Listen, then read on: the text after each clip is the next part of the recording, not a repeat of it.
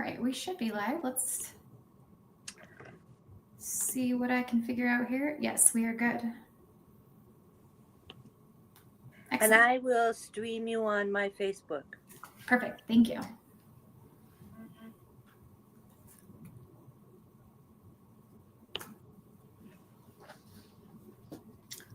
Okay, sounds good. Well, let's go ahead and get started. Okay, so good morning, everybody. Thanks for joining us. Welcome to today's live broadcast from the Westminster Chamber of Commerce. I'm your host, Jamie Chavez, and today we have an important discussion lined up. Joining us today are two key voices in our advocacy efforts, our Chamber Lobbyist, Kelly Sloan, and the Chair of our Government Affairs Committee, Tracy Kraft. Tharp. Thank you both for being here. Together, these two, along with the Government Affairs Committee, work to ensure that the business community's voice is heard at all levels of government. So with the legislative session in full swing now, we'll be discussing some of the major bills that could impact our community and our business members, and discuss the positions that the Chamber is taking and what we can expect in the coming months. If you are a business owner or just simply interested in how the legislative process works and the legislation that affects our local economy, this is a great conversation to sit in on.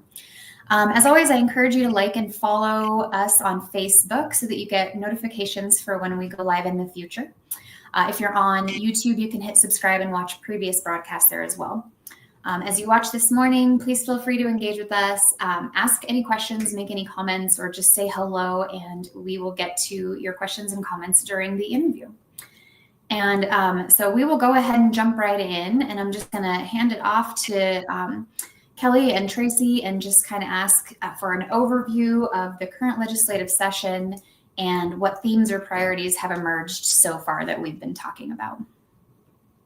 Okay. Well, I guess I can head off. First of all, thanks for having me, Jamie. It's an honor, as always, to represent the Chamber down at the Capitol. Things are in full swing now. For the first couple of weeks of any legislative session, a lot of opening ceremonies, a lot of opening type stuff. A lot of most of the committee work is SMART Act hearings, so it's various agencies going to the relevant committees and telling what they're doing, how they're spending the money that's been allocated to them, that sort of thing. This point in the session, we're now getting into really the meat of the session, the nuts and bolts. Committee hearings are starting to come up, looking at the bills, and from then going through their second committees and starting to get onto the floor now. So we are in full swing.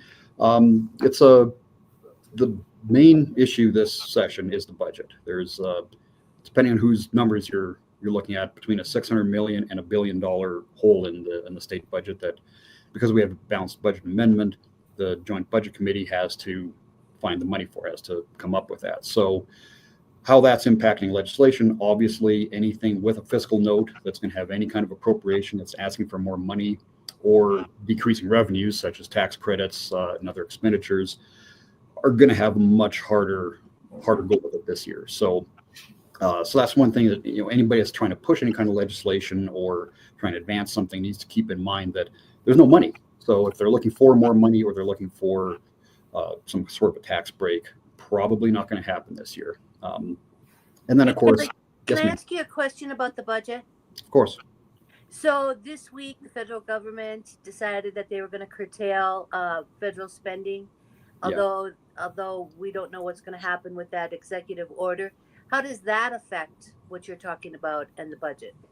Well, it could impact it tremendously. Now, they did roll that, the administration did roll that back. And of course, first there was a court order that stopped it, and then that was rolled back. So we're not sure what that's going to look like going forward. But any entity in the state that is accepting federal funding is going to have to kind of keep this in mind, that some of those taps may be at least an attempt to turn them off. Now, money that's already been allocated, I don't think is at risk, like money we already have that's on the way, but it's certainly going to enter into the planning for any organization, any program in the state that is accepting federal funding. And that could include the airport too. So, although keep in mind that a lot of that money is kind of a separate pot from the FAA. So, and most of those are kind of a different pot of grants. But yeah, obviously anything the way our political system is now, with a lot more happening at the federal level, it impacts at the state and local level. A lot of things that happen at the federal level are going to trickle down. I think should be some concern among the business community of the impact of tariffs, for instance. We've heard that there may be a 25% tariff imposed on goods from Canada and Mexico, and sort of a larger tariff plan in general. And that, of course, could impact supply chain for even smaller businesses in Westminster that depend on inputs from overseas. So, not to editorialize, but as a lifelong free trader, that concerns me. So, but that's just one example of how federal policy does still impact local policy, and it's something that we as a chamber, while a lot of the decisions that are made here at the Capitol in Denver or at City Hall may have a more direct, immediate impact on us, the ones that happen at the national level, we certainly can't ignore either. So that's helpful information to keep in mind as we're looking at legislative bills. So we have a problem with the budget in the first place. That affects the bills that are going through. But then this federal impact could just be frosting on the cake, really exacerbate the problems that we have. It could be. Now, on the other hand, there could be some federal laws coming out of this administration that could be helpful. There's been some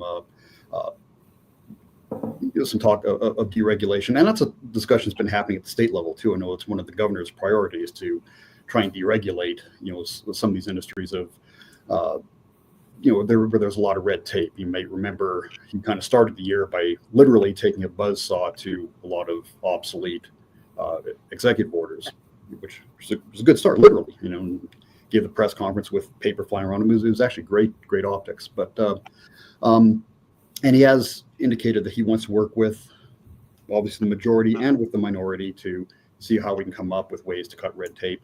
We're hearing some of that from the Trump administration as well, with some of the regulatory agencies taking a little bit lighter touch on business. So it could be a mixed bag. What I've learned in my several decades of doing this is that there's good and bad comes out of pretty much any administration or any government that we elect, and it's our job to kind of roll with the punches and take things as they are and deal with them as we have to on a case-by-case basis, if that makes sense. That makes perfect sense. So the Government Affairs Committee has taken a position on 3 bills? Yes, so far, with many more to come. Let's go through those really quickly. The first one is House Bill 1010, prohibiting price gouging in sales of necessities. Now, this sounds like a great idea. Nobody likes price gouging. The problem with this bill, and we took an opposed position on this, along with I think pretty much every business group in the state, large and small, the definitions that they put into the bill, and there's a link to it in our report that I think everybody can access.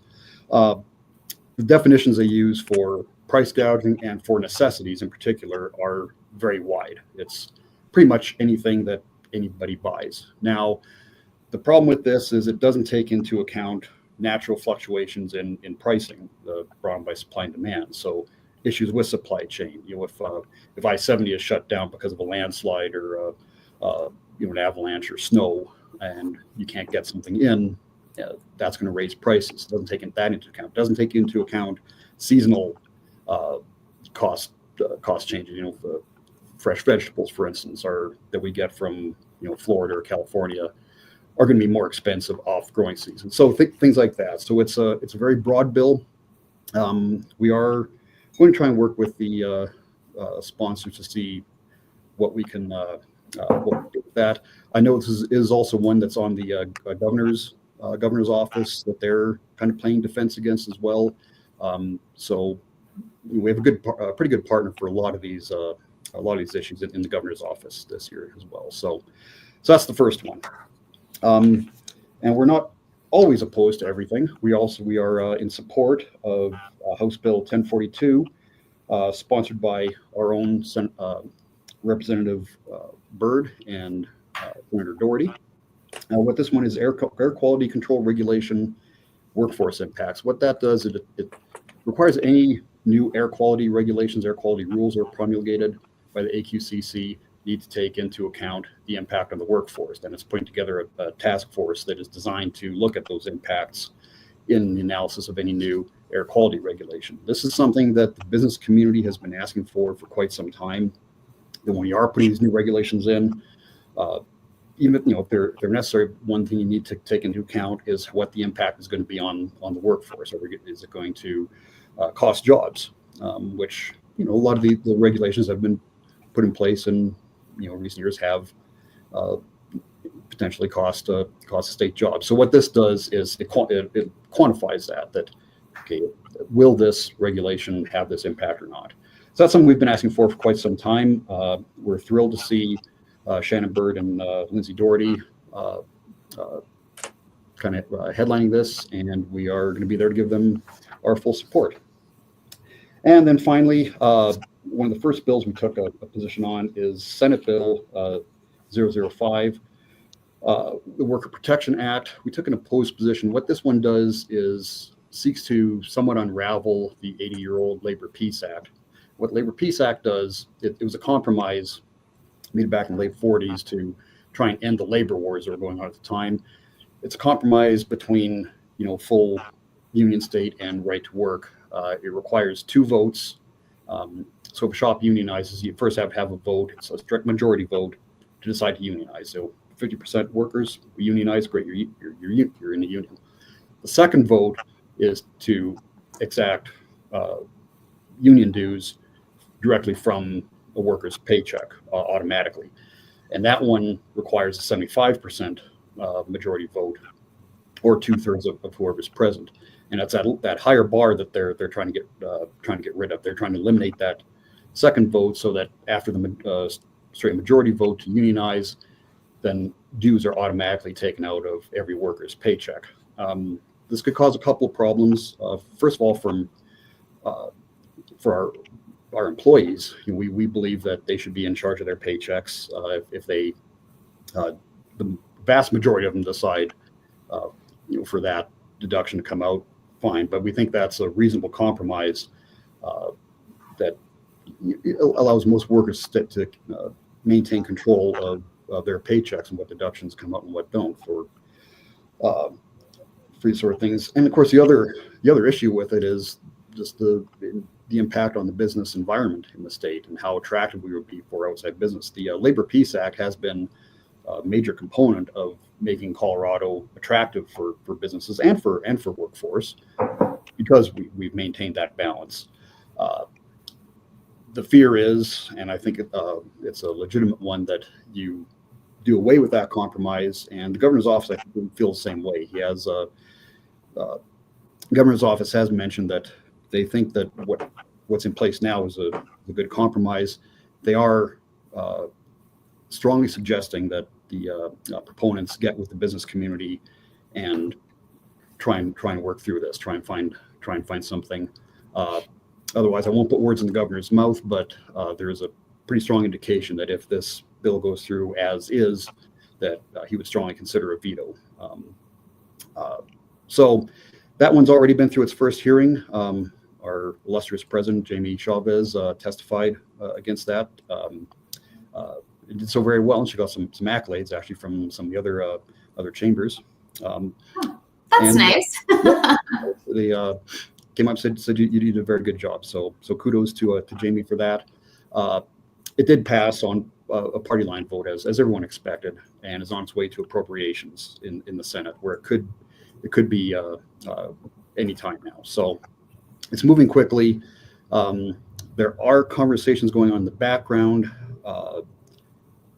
They don't seem to be terribly productive so far. I know the governor's office is going to be, as the process moves along, will be more and more inclined to get involved. I don't think he wants to see this on his desk. I think he would rather that the two sides come up with some kind of solution.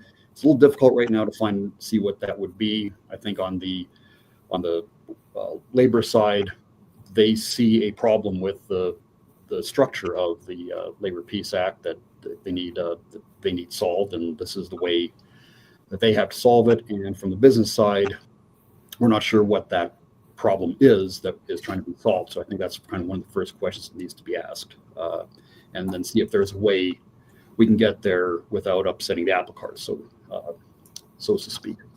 So there was a meeting after the committee hearing last Wednesday between labor and the business community. So what happened at that meeting? Not a whole lot. They pretty much agreed to disagree for now, but they did commit to moving forward and still working together. So we are only at what day are we on? I think 100 or not even 100. We're at day. We have not hit day 100 yet. My optimism got away with me. January's not that long. Yeah, it is. We're on day 24. Yeah, time means nothing in that building. We're only on day 24, so we have 100 days left. A little more than 100 days left. So there's a lot of time to work something out.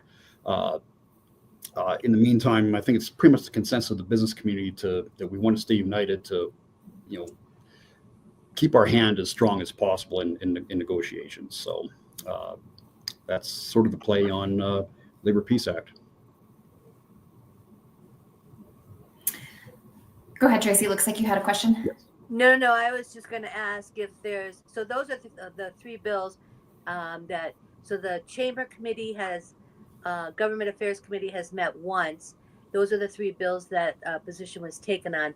Are there any other like big bills, and really instrumental bills that the Chamber Government Affairs Committee will be looking at next week?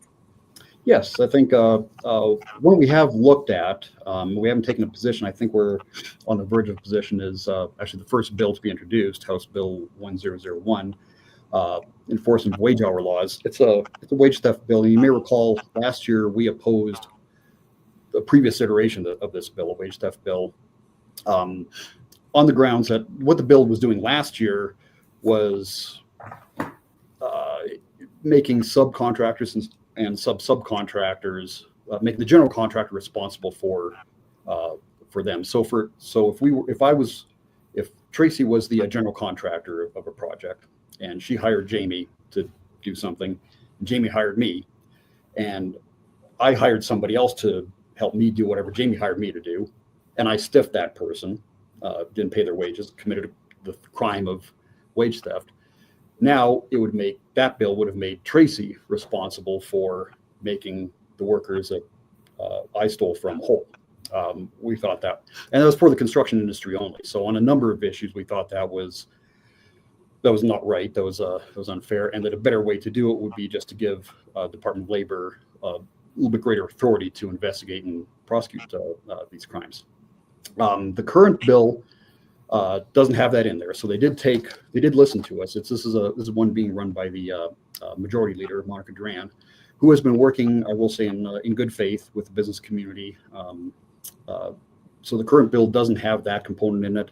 It's not directed specifically at the construction industry, and it does grant CDLE some additional authority. Now, there's still some problematic elements to it. There's a piece in the bill. So currently, if there is a wage theft claim and the claimant has been made whole for what they claimed, and then they go back and try to sue the employer for more, there's a provision right now that if the employer prevails in that additional lawsuit, that they get court fees and attorney fees paid. It's a disincentive for trying to take a bigger bite at the apple than what you're owed. This bill gets rid of that, and that's concerning to us. There's a provision in there as well that makes anybody that has a 25% ownership interest in a company is also liable. Now, I think they're going after shareholders, which makes sense. The problem there is if you're a smaller business, like if we were all one big happy family, and you had grandma invested 25% into my business, that would make her liable for any claims. We think that's somewhat problematic. And there's a couple other. She's part owner. Yes. What? Sorry. Even if she is a part owner, she has ownership. Yes. So in 2012, my first year in the legislature, we had a wage theft bill, and that said that the employee that actually did the office work or actually did the payroll. So I voted no on that bill because the 80-year-old bookkeeper could have gone to jail. Right. So now it looks like they really are trying to nail it down to the owner. So the business community. So Well, ownership or should happen. Ownership or any kind of financial stake. So I think they want some clarification. Yeah. I think that's one they want clarification on more so than strictly opposing that provision. And then there's one other provision in there that there's a presumption that any adverse action taken against an employee within 90 days of a protected activity, which means of any kind of wage claim, is going to be considered retaliation. Now, we think that's a little unnecessary. So, for instance, if I'm working for Jamie and I put a wage claim against her and say, hey, you owe me, for these hours or whatnot. A month later, I show up late for work drunk, and she, disciplines me for that. This bill, if it goes into effect, would consider that disciplinary action retaliatory because I put that claim out, and she would be liable for fines and penalties. So that's another issue that we're working on with the sponsors to try and get some changes to. So long and short of with this bill, my suggestion would be we take an amend position. There are some business groups that are opposed, there's some that are in amend. I think the fact that the bill sponsors have listened to the business community and have done quite a bit of work on this bill to get it to a good place, and they're still talking to us, I think speaks volumes. That bill was in committee yesterday. They didn't do any amendments yesterday, but they are still working on amendments. The bill advanced to Finance Committee, and we understand amendments are going to come in Finance Committee. So we'll have a good discussion next week. Yes. Kelly, the question I have that we really don't have time for your answer, but it's the question I have is, we've tried to work on wage theft in Colorado for a long time. Yeah. And we can't seem to get the right mixture. But at the same time, what I'm hearing is that wage theft incidents are increasing. So is there suggestions from the business community around how to deal with this and how to take care of it? Because I think you and I are in agreement, I assume, people should not be screwed out of their money. Right. Yeah. You work, and you promised payment, you should get paid. Yeah. Yeah. Wage theft is theft. So does the business community have suggestions? Yeah, I think how to take care of it.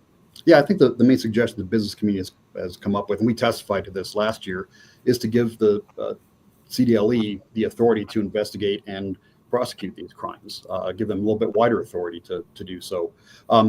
There is a part of this bill where they would publish the names of business owners that were in violation. We need some clarifications on some of those. We think some of that is probably not a bad idea. If you are a truly a bad actor and you are stealing from your employees, I don't think most of the business community has an issue with you being called out. And honestly, I don't think any of them are members of most of their chambers. I'm quite certain that no member of the Westminster Chamber is going to be stealing from their employees. What we want is to make sure that the bad actors are discovered and punished in a way that's not going to negatively impact those are make an inadvertent mistake or get everybody caught up into some larger unforeseen consequences. And that's a lot of what we deal with down there. It's not necessarily about the bill itself or about the intent of the bill. It's about the unintended consequences. I mean, that term gets thrown around like a cliche, but it's true. I mean, a lot of what's in a lot of these bills, use another cliche, the devil's in the details, and it's having to look at the future. Okay, well, what happens if in this situation? And that's how policy is made. Somebody comes up with a good idea, they haven't thought of everything. Nobody can. I mean, nobody can be. Which is why. I mean, really, that's why they have chambers and government affairs people, because nobody down there can be an expert on everything. I think the last one was Tracy. Was the only last person that knew everything down at the. Yeah, you bet. But Thanks, Kelly. But the point is that there's a lot of these bills that have impacts that weren't anticipated when they were being drafted, and that's the job of all these various groups, trade groups, so forth. Say, hey, this could be a problem. Have you thought about this? How can we? And so yeah, when we talk about unintended consequences, that's for a lot of these bills we take amend or oppose positions on. Really, that's what we're dealing with, not necessarily the underlying problem. That perhaps there's a better way to deal with the underlying problem. Yeah. So yes, when the chamber is opposed to a wage theft bill, that doesn't mean that we support wage theft. We are opposed to details in this bill, or we want to amend details in this bill if we're or price gouging. Nobody wants price gouging either. It's the way that it's being addressed. We want to make sure that it's being addressed properly. It takes our interest. Very true, Kelly, and I wasn't trying to imply that.